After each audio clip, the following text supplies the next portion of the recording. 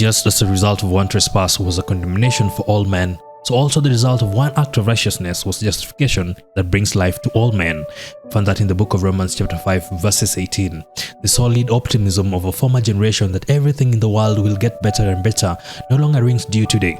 Even after major world wars, the world is still far from a safe place. The threat of terrorism has made all of us feel extremely vulnerable. Science, which was supposed to be the harbinger of a better world, now threatens to wreak havoc on the world. The common sources of energies are being depleted. The ice caps are melting. Crime is a sad fact in our lives everywhere and every day. Human beings show little, if any, sign of moral improvement over the past generations.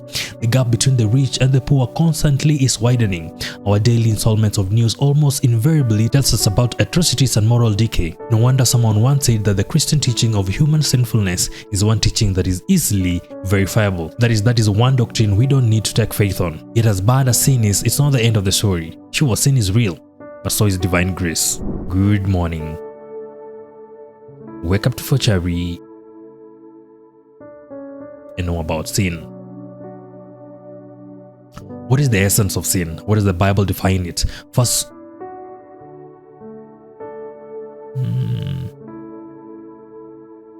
what is the essence of sin? What is the essence of sin? How does the Bible define it? 1 John chapter 3 verses 4 states, "Everyone who sins or breaks the law, in fact, sin is lawlessness." The New Living Translation reads, "Sin opposes the law," while the traditional KJV renders define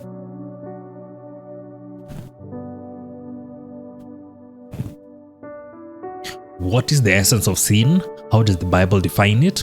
1 John chapter 3 verses 4 states, "Everyone who sins breaks the law. In fact, sin is lawlessness." The New Living Translation reads, "Sin opposes the law," while the traditional KJV rendering defines sins as a transgression of the law. But it is just not the law that humanity has broken, it is God's law. Humans have rebelled against their maker, pretending that they themselves are the measure of all things, rather than in humble trust submitting to the wisdom and the love of God.